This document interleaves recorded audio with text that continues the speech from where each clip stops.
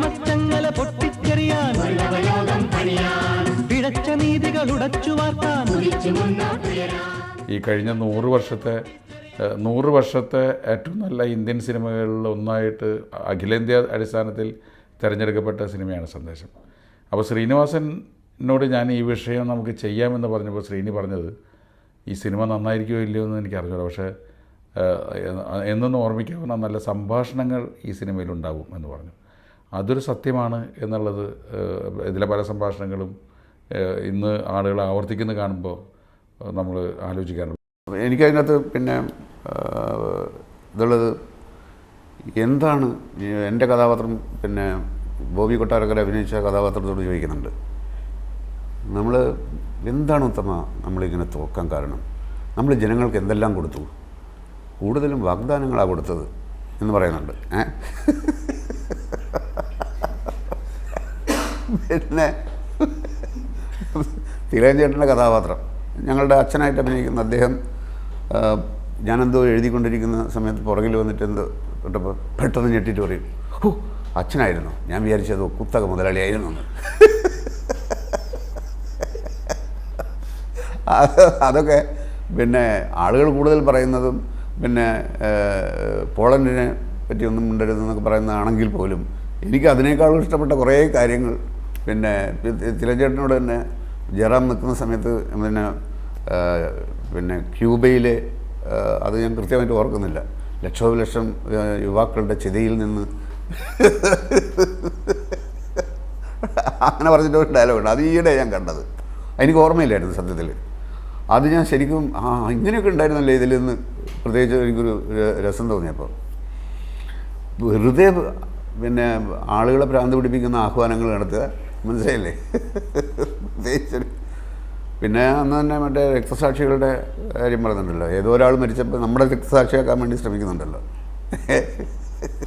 അപ്പോൾ പോലീസ് ഉദ്യോഗസ്ഥൻ പറയുന്നുണ്ട്, ഈ പിന്നെ ഇത് ഞങ്ങളുടെ ഡെഡ് ബോഡിയാണ് എന്ന് പറയുമ്പോൾ പോലീസുകാരൻ പറയും, അല്ല ഇത് മരിച്ച ആളുടെ ഡെഡ് ബോഡിയാണെന്ന് പറയും.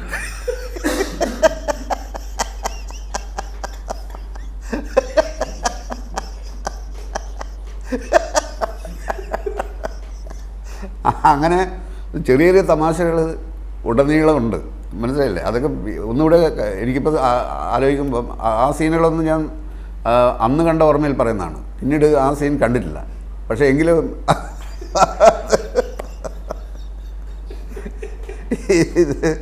ഇത് അതെ നല്ലൊരു പ്രയോഗമല്ലേ?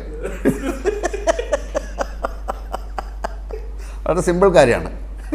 നിങ്ങളുടെ അല്ല, ഇത് മരിച്ച ആളുടെ ഡെഡ് ബോഡിയാണ്.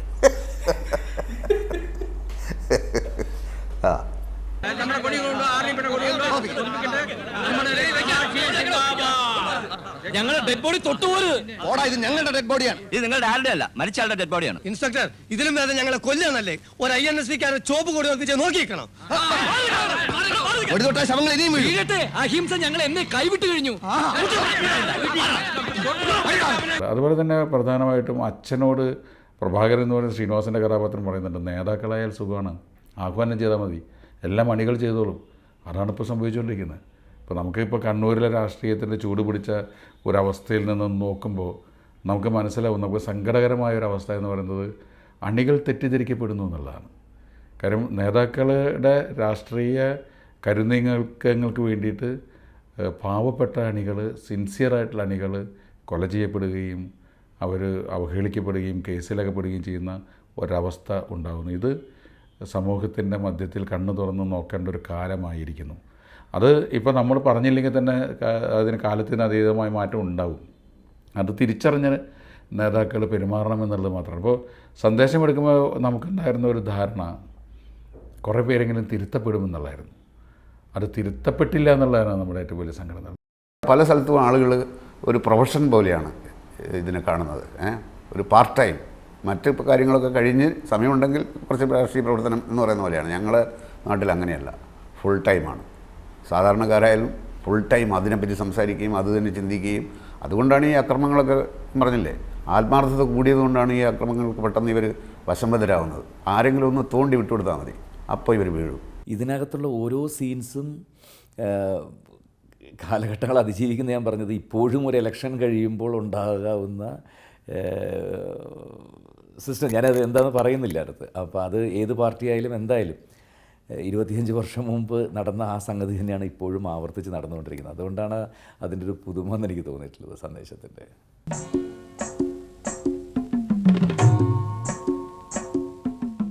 സന്ദേശം വിമർശന വിധേയമാക്കിയ രാഷ്ട്രീയ സാഹചര്യങ്ങൾ 25 കൊല്ലത്തിനിപ്പുറവും വലിയ മാറ്റങ്ങളില്ലാതെ തുടരുമ്പോൾ മറ്റൊരു തിരിച്ചറിവിലേക്ക് നമ്മൾ എത്തിയെന്നത് എടുത്തു പറയേണ്ടതാണ്.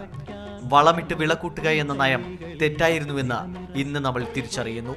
ഈ രാസവളവും കീടനാശിനി കണ്ടുപിടിച്ചിട്ട് കാലം എത്രയും? അതിനു മുമ്പ് മനുഷ്യൻ ജീവിച്ചിട്ടില്ലേ? അതിനു മുമ്പ് മനുഷ്യൻ ആഹാരം കഴിച്ചിട്ടില്ലേ? എല്ലാം ഉണ്ടായിരുന്നല്ലോ. അപ്പോൾ ഇത് കണ്ടുപിടിച്ചിട്ട് അധികം വർഷങ്ങളൊന്നും ആയിട്ടില്ല. അപ്പം അങ്ങനെ അല്ലാതെ ചിന്തിക്കുന്ന മണ്ടത്തരാണ് ശരിക്കും. ഇതിൻ്റെ യാതൊരു ആവശ്യമില്ല. അതിനേക്കാളും പിന്നെ ഈ കീടനാശിനി, ജൈവ കീടനാശിനികളുണ്ട്. ഈ രാസ കീടനാശിനിയേക്കാളും ഫലപ്രദമായിട്ടുള്ള കീടനാശിനി ജൈവ രീതിയിൽ ഉണ്ടാക്കാം.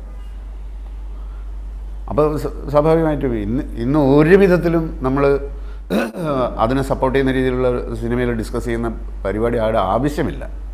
അത് നുണയാണത്. അത് ആവശ്യമുണ്ടെന്ന് ജനങ്ങളെ പറഞ്ഞ് പഠിപ്പിച്ച് അത് വിൽപ്പന നടത്താൻ വേണ്ടി ചെയ്ത പണിയാണ്. അന്നത്തെ അറിവ് വെച്ചിട്ട് ഇപ്പം അന്ന് എനിക്കറിയാത്തത് കൊണ്ട് ഇന്ന് ഇരുന്ന് ആലോചിച്ചിട്ട് അത് വേണ്ടായിരുന്നു എന്ന് ചിന്തിച്ചിട്ട് കാര്യമില്ലല്ലോ. ഇപ്പോഴല്ലേ പിടികിട്ടിയത്. അപ്പോൾ അന്നത്രേ സാധിക്കുള്ളൂ. കൃഷിയിൽ നേരത്തെ പറഞ്ഞതുപോലെ നമ്മൾ അതിനകത്ത് ഇന്ന രാസവളം ചേർക്കണം, മറ്റേ സൈത്തിയോണാണ് ഇലചുരുട്ടി പുഴുവിന് നല്ലതെന്നൊക്കെ പറയുന്ന അന്ന് കീടനാശിനികളെക്കുറിച്ച് അത്രയും അവയർനെസ് നമുക്കില്ല. ഇതൊക്കെ ഇത്രയും ദ്രോഹം നമുക്കുണ്ടാക്കുമെന്നും ഇതെല്ലാം കൊടും വിഷമാണെന്നും നമ്മൾ അന്ന് മനസ്സിലാക്കിയിരുന്നില്ല. അല്ലെങ്കിൽ ഈ മണ്ണിൽ ഇത്തരം രാസവളം ഇട്ടാൽ നമ്മുടെ മണ്ണിനെയാണ് നമ്മൾ നശിപ്പിക്കുന്നതെന്നും അന്ന് തിരിച്ചറിവുണ്ടായിട്ടില്ല. ആ ഒരു രീതിയിൽ നമ്മളൊരു പോസിറ്റീവായിട്ടുള്ള ചേഞ്ച് ഇപ്പോൾ വരുന്നുണ്ട്. റാഡിക്കലായിട്ടുള്ള ഒരു മാറ്റമല്ല.